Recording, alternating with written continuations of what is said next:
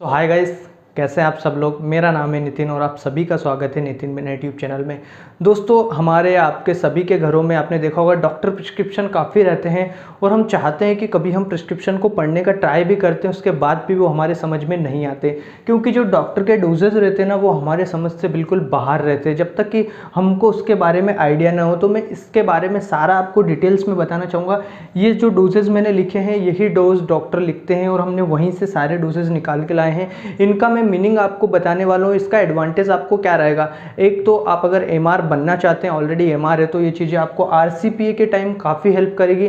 Second, हो सकता है कभी आपके घर में कुछ दवाई वगैरह कोई लेकर आए, उसके ऊपर डोज लिखना मिस कर दे, और कभी कभी क्या होता है मेडिकल वाले भी डोज इस टाइप से लगा देते हैं कि हमें ही समझ नहीं आते कि वो क्या लिखना चाहते हैं। तो आप प्रिस्क्रिप्शन देख के डोज को घर पे ही समझ जाओ, तो उसके बारे में हम यहाँ पे बिल्कुल बात करने वाले हैं। तो अगर वीडियो अच्छा लगे तो वीडियो को लाइक जरूर करेगा और चैनल पे अगर नए हो तो सब्सक्राइब कर लेना, क्योंकि इसी टाइप के वीडियो हमारे चैनल पे अब कंटिन्यू आते रहते हैं। तो दोस्तों, सबसे पहले आता है आरएक्स। ये जो है आरएक्स, ये सारे प्रिस्क्रिप्शन के ऊपर लिखा ही आता है। अगर आपके पास घर पे कोई प्रिस्क्रिप्शन हो तो आप मैच कर सकते हैं आरएक्स के साथ। आरएक्स का जो मीनिंग होता है कि आपको ये डॉक्टर का एडवाइस दिया है, आरएक्स के नीचे डॉक्टर दवाई लिखता है, तो आपको डॉक्टर से ये बताना चाहते हैं कि ये दवाई आपको लेनी है या फिर ये प्रिस्क्रिप्शन है जो मैंने दवाई दी इसको आपको फॉलो करना है। ये होता है आरएक्स का मीनिंग। सेकंड होता है ओडी। ओडी का मीनिंग होता है वन डोज, मतलब कि वंस इन अ डे भी बोल सकते हैं आप इसको।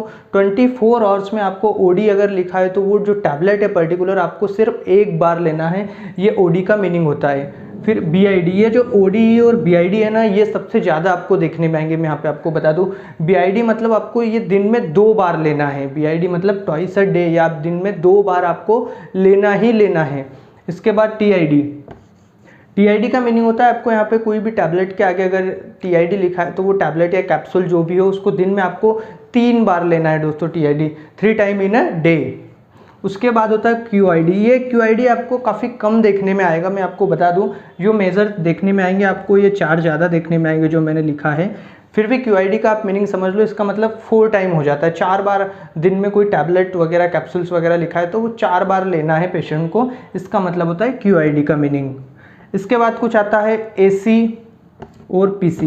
ये भी काफ़ी ज़्यादा लिखने में आता है। एसी का मतलब होता है दोस्तों बिफोर मील, मतलब कुछ ऐसे सिरप्स वगैरह या कैप्सूल्स वगैरह रहते हैं, जैसे पीपीआई हो गया, लीवर टॉनिक हो गया, इस टाइप की कुछ मेडिसिन होती है ना, तो इसको क्या लेना है। अगर एसी लिखा है तो इसका मतलब कि इसको बिफोर मील, खाने से पहले लेना है। उसके बाद अगर आए पीसी, पीसी का मतलब होता है कि आपको आफ्टर मील, मतलब कि खाने के बाद, जैसे कि एंटीबायोटिक्स हो गया, मल्टीविटामिन्स हो गया, ये जनरली इस टाइप की जो सेगमेंट्स की टैबलेट्स या सिरप रहती है उनको खाने के बाद ही प्रेफर किया जाता है। इसके बाद आगे आते हैं दोस्तों एडी। एडी मतलब कभी कभी ऐसी टैबलेट्स लिखा जाता है कि जिसको आपको अल्टरनेट डे लेना है, मतलब आपने एक ली तो आपको कल नहीं लेना है, उसके आने वाले दिन आपको वो टैबलेट को लेना है। कुछ ऐसी टैबलेट्स भी रहती है जिसको वंस इन अ वीक भी लिया जाता है, मतलब हफ्ते में एक बार लिया जाता है, जैसे अल्बेंडाजोल वगैरह, फ्लुकेनाजोल वगैरह, इस टाइप की कुछ टैबलेट्स आती है जो डॉक्टर बताते हैं कि आपको वंस इन अ वीक लेना है। एक होता है एचएस।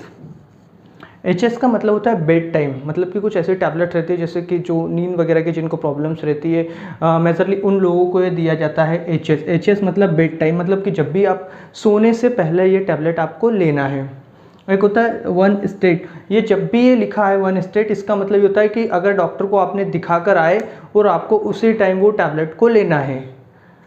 इसके बाद कुछ टीएसएफ आता है, एसओएस आता है, इसके बारे में भी हम यहाँ पे बात कर लेते हैं। देखो टीएसएफ ये होता है, ये सिरप्स के साथ लिखा जाता है। जब भी डॉक्टर आपको कोई सिरप लिखे उसके साथ ही ये टीएसएफ लिखा जाता है।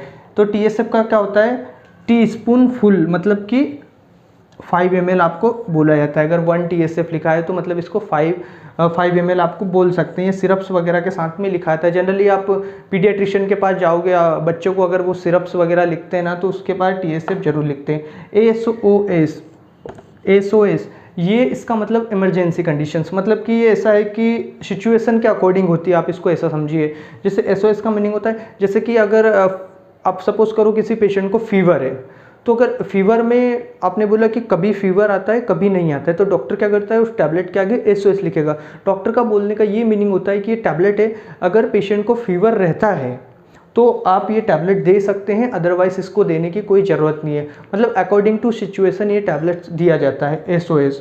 इसके बाद कुछ TAB लिखा आता है, या फिर T से स्टार्ट कर देते हैं या फिर TAB लिख देते हैं डॉक्टर, इस टाइप से।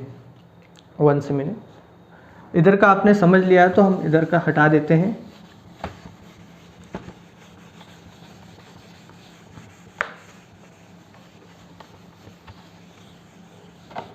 हाँ, तो हम यहाँ पे टैबलेट के बारे में बात कर रहे थे। तो देखो, एक तो ये T करके डॉट कर देते डॉक्टर्स, या फिर यहाँ पे वो TAB भी लिख देते टैबलेट, है ना। तो इसका मतलब होता है टैबलेट। और यहाँ पे CAP का मतलब होता है कैप्सूल्स। कैप्सूल्स आप जनरली जानते होंगे, टैबलेट्स भी आप जनरली जानते होंगे। इसके बाद कुछ आता है SY कर देते हैं, या SYP कर देते हैं। इसका मीनिंग होता है सिरप्स। सिरप्स जो लिक्विड फॉर्म में आप सभी जानते होंगे सिरप्स क्या होता है, जो टॉनिक्स वगैरह रहते हैं या फिर कप सिरप्स वगैरह रहते हैं जो लिक्विड फॉर्म में रहते हैं उनको सिरप्स बोलते हैं। इसके बाद भी इसमें भी कुछ आते हैं, जैसे सस्पेंशंस वगैरह आते हैं। सस्पेंशन को बोलते हैं SUS, डॉक्टर लिखते हैं सस्पेंशंस, जब भी डॉक्टर प्रेफर करते हैं सस्पेंशन को।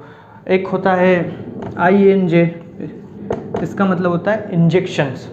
INJ जब भी डॉक्टर लिखेगा तो इसका मतलब होता है इंजेक्शंस होता है। और एक आता है, वो जनरली आपने C के ऊपर इस टाइप का कॉमा रहता है, इसका मीनिंग होता है मतलब विथ।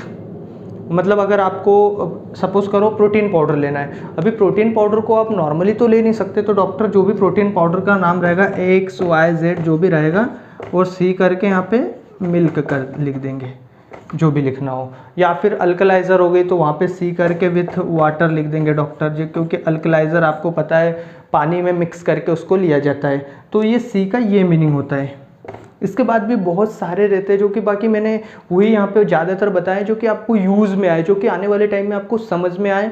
अगर आप देखो तो आपको ये चीज़ें जनरली आप घर पे भी कोई प्रिस्क्रिप्शन पढ़ा हो तो आप देखोगे तो ये आपको समझ में आ जाएगा। इसके बाद कुछ और मैं इंपॉर्टेंट चीज़ें आपको बता देता हूँ।